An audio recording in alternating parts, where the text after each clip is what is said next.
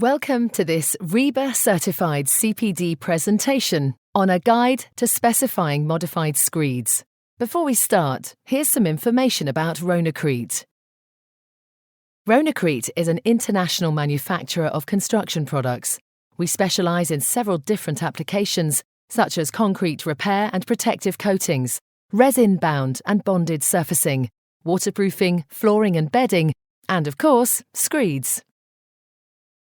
The aim of this CPD presentation is to raise awareness of design considerations and the importance of specialist contractors. You should gain an understanding of performance categories, surface preparation and screed depths, while also gaining knowledge about suitable substrates, types of DPM and screeds available. The following should be considered when designing the build-up for your screed: performance requirement, the existing subbase, the thickness of the screed, drying times, base sizes and proportions, and surface flatness. It's very important to determine the performance category required for the screed. BS 8204 Part 1 outlines 3 usage categories: A, B, and C. Category A screeds can be subjected to very heavy traffic. This includes heavily laden trucks, trolleys and forklift trucks. Category B screeds can be subjected to heavy footfall. You would expect to find a Category B screed in areas such as classrooms and hospital corridors, where there will be high volumes of traffic. Category C screeds are only suitable for areas where footfall will be light. Examples would be domestic housing or commercial offices. One of the first things to consider is the subbase or subfloor. In this picture, we're looking at a pull-off test. This tests the strength of the substrate to which the screed will be bonded. If the floor doesn't reach the required strength, an unbonded screed will have to be considered. Not only does the integrity of the subbase have to be considered, but also the surface. This image shows a friable surface. If the screed is bonded to a surface with any loose and friable material, it will hinder adhesion of the screed and delaminate, crack and fail. Cracks in the existing substrate have to be considered. If you were to screed over a cracked substrate, reflective cracking would likely occur. This increases the chances of the screed failing. It should also be noted that a cracked screed can even reflect through to the tiles on the surface. Consideration needs to be given to possible contamination of either the surface or deep in the subfloor. For instance, in a mechanical workshop, oil and grease will contaminate the existing subbase, so this should be treated and removed by heat gun, chemical means, or by isolation using sheet membranes. Mechanical removal of contamination is occasionally carried out, however, this is often costly. DPM stands for damp-proof membrane. It's very important to check if there is an existing DPM in place. In structures built before the 1930s, you should assume no membrane is in place. But if there is a DPM in place, it's likely to be failing, and this should be considered in the specification. There are many types of DPM, including polythene sheeting and liquid-applied surface membranes. Ensuring a substrate is suitably prepared is vital to the performance of the screed. Preparation is carried out to form an open textured surface, clean from loose, friable materials. This helps to achieve a monolithic bond to the screed. There are several ways to prepare surfaces, and consideration should be given to the environment and location of the screed. For instance, if there is delicate machinery nearby, scrabbling the surface of the screed produces dust, which could potentially harm the machinery, so an alternative method may have to be considered. Many things must be considered when determining the thickness of the screed. Bonded screeds can typically be installed thinner than unbonded or floating screeds. It's easier to determine the thickness and build-up of a screed in a new build development than a refurbishment project. Thicknesses can be designed in new build projects, whereas with refurbishments, things like head height and door thresholds have to be considered. This image shows a typical build-up of a thin bonded screed.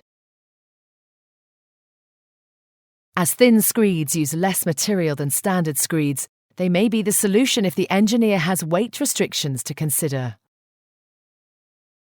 Modified screeds can generally be laid as low as 6 mm in depth, whereas a standard screed is likely to be a minimum of 65 mm, over 10 times the weight. In areas where weight is an issue, lightweight screeds should also be considered. Often, it can be important for a screed to receive a resilient covering in minimal time. Thought should be given to the amount of drying time before a resilient covering can be installed. Resilient coverings include tiles, vinyl, carpets and coatings. Generally, with any cementitious bonded screed, a base size of no greater than 1.5 to 1 should be employed. Existing movement joints must always be reflected into the screed and any further toppings. This base size will minimise lateral cracking. This image provides an example of a lateral crack. Isolation joints are required to allow for potential expansion around the perimeter, columns and at door joints. Movement joints in the existing sub-base must be reflected through the screed. If this isn't done and the sub-base moves, this could cause reflective cracking in the screed. Screeds can be supplied in many different forms, such as sand and cement screeds, ready-mix screeds, site batch screeds, and modified screeds. Sand and cement screeds are a simple combination of sand and cement, which is then mixed with water to the required consistency. Sand and cement screeds are generally used for light to medium-duty applications and when no specific properties are required. The typical minimum application thickness is 65 mm. They can be laid thinner than these, though, if bonded to the substrate. Sand and cement screeds will typically dry at a rate of 1 mm per day for installations up to 50 mm thick. For screeds exceeding 50 mm in thickness, the drying time per millimetre is increased. BS 8203 states that a 65 mm sand and cement screed will dry in approximately 2.5 months. Ready-mixed screeds are supplied pre-blended from a factory, ensuring a more consistent mix than site-batch screeds. They're delivered in lorries and mixed en route to the site. As ready-mix screeds are blended and mixed prior to arrival at the site, they can be installed quickly. The main problem with ready-mix screeds is that retarders are used to stop the mix from setting in the lorry, which then affects the curing time of the screed following installation. As this slide shows, a lorry could be held up for hours in traffic, meaning the quality will not be as expected due to the over-mixing of the mortar. This is a typical mixing station for site batch screeds. Loose sand, cement and aggregates are measured by the shovelful and put into the mixing vessel. Any admixtures and water are also added at this point. The mortar mix is then pumped to the place of application via a hose. The accuracy of material addition can be somewhat haphazard, and the quality of the finished product lies in the operative's hands. Therefore, pre-bagged systems should be considered to ensure consistent high quality. We're now going to look at modified screeds. Fast-drying screeds do what they say. By dry, we mean achieving a 75% relative humidity at the surface, which is the standard requirement to allow resilient flooring to be laid. Fast-drying screeds dry faster than sand and cement screeds. As mentioned previously, a typical sand and cement screed will dry at the rate of 1 mm per day up to 50 mm, and longer for screeds exceeding 50 mm. A standard 75 mm screed will take in excess of 2.5 months to dry sufficiently for a resilient floor covering. This is no good if you need to resume trading quickly. Another advantage of fast-drying screeds is a fast return to service, making the floor operational as quickly as possible. This graph shows the common drying times for different types of fast-drying screeds, alongside unmodified sand and cement screeds. These are typically figures based on good drying conditions, 20 degrees Celsius and 65% humidity. In general, when drying times decrease, the cost of installation increases. This is due to the costs involved in adding additives, admixtures, or special cements to the screed mix. One of the key factors involved in drying times of screeds is the environment and the drying conditions. Temperature, humidity, and ventilation are all crucial to good drying. Early strength gain screeds are different to fast-drying screeds. Often these strengths will exceed the 28-day strengths of sand and cement screeds in a matter of hours. This ensures, subject to constant traffic, locations can be up and running as soon as possible, resulting in minimal downtime. Thin screeds can be used in situations where there is minimal room, but specific properties are still required. Thin screeds are typically polymer-based and can be installed from 6 mm. Flowable screeds can be installed from 5 mm. Thin polymer and flowable screeds will gain strengths exceeding those achieved by 75 mm sand and cement screeds. Flowable screeds can provide a durable, thin section topping to existing or new floors. Large areas of flowable screeds can be installed in minimal time. Up to 1,500 square metres can be installed in a normal working day. However, many of these formulations are not moisture tolerant, so care should be taken regarding exposure to water. Waterproof screeds are resistant to water and will not be affected by this. However, they're unable to cope with hydrostatic pressure. If a screed is required in areas where hydrostatic pressure will be an issue, for example swimming pools or basements, it's recommended that a tanking screed be used. This slide shows a screed being installed onto an underfloor heating system. The heating pipes sit on top of insulation, with the screed covering the pipes and exposed insulation. This is considered a floating screed. It's important the screed is given enough time to dry prior to the underfloor heating system being turned on. Once the underfloor heating system has been turned on, the temperature must be increased gradually until the optimum temperature has been reached. This will ensure the screed doesn't suffer from thermal shock, which could lead to cracking. Steel or polypropylene fibres are often included in screeds. These fibres are added to the mortar mix to reduce any early shrinkage cracks that could occur during the curing process. It should be noted that fibres protrude from the screed, so if the finished topping is paint rather than carpet, the fibres may need to be burned off first. The installation process for applying screeds includes the following: surface preparation. If not in place already, the installation of a damp-proof membrane, priming the surface, mixing the screed, laying the screed, and finally curing the screed. Surface preparation provides a clean open texture and a mechanical key, which provides the best possible surface for a bonded screed. This can be done in many ways. The most common method for mechanical preparation is a captive shot blast. This fires out spherical grains of steel, also known as steel shots, to break up the surface and vacuums the shots, dust and debris into the machine. If there is no surface DPM in place, the installation of a new surface DPM should be considered.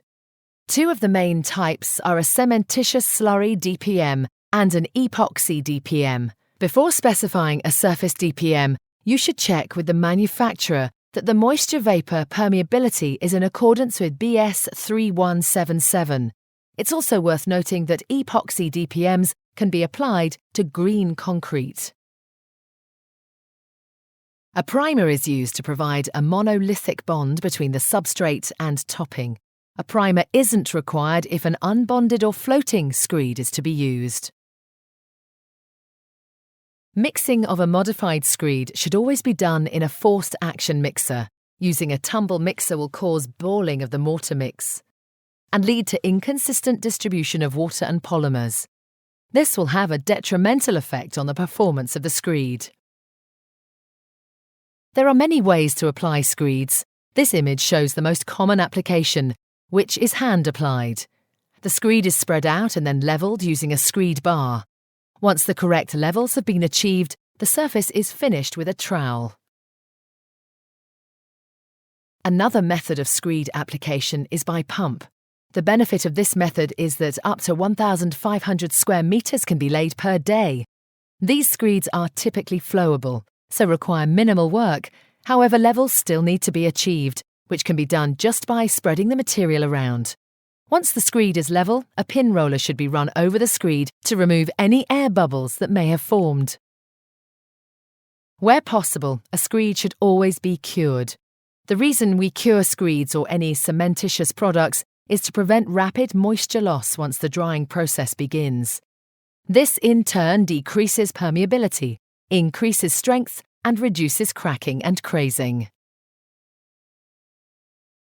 Curing can be carried out with a spray-applied curing membrane or tight-fitting polythene, which should be kept in place for 24 hours. A curing method should be implemented as soon as possible after finishing the screed. Once a screed has been cured, there are a number of tests that can be carried out to ensure its performance. Drop hammer testing tests the integrity of the screed, while pendulum testing tests the slip resistance of the screed. To ensure a screed is sufficiently dry for resilient floor coverings, the moisture contained within the screed should be measured. Testing should be carried out in accordance with BS 8203 and 2001 and Annex A1 2009. This is the code of practice for testing the surface relative humidity. The test must be carried out in accordance with this code, otherwise false readings will be registered.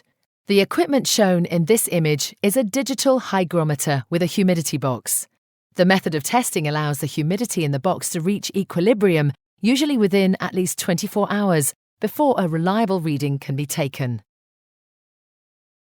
Surface regularity must be specified before the screed application. It's almost impossible to rectify surface regularity issues once the screed has cured without removing the screed and starting again. Specialist products should only be installed by certain contractors, as skill and a wide range of equipment is required to install modified screeds. Many manufacturers have approved contractors for their products, and this should be accounted for when writing a specification. You should now have a knowledge, awareness, and understanding of design, specialist contractors, various test methods, performance categories, surface preparation, screed depths, substrates, DPMs, and a wide variety of modified screeds. For any technical inquiries or to find out more about using and specifying modified screed, contact our technical department on 01279 638 700 or by emailing tech@ronacrete.co.uk. We hope this CPD presentation was useful to you. If you'd like to receive a certificate showing you have completed this CPD presentation, please fill in our form and a certificate will be sent out to you.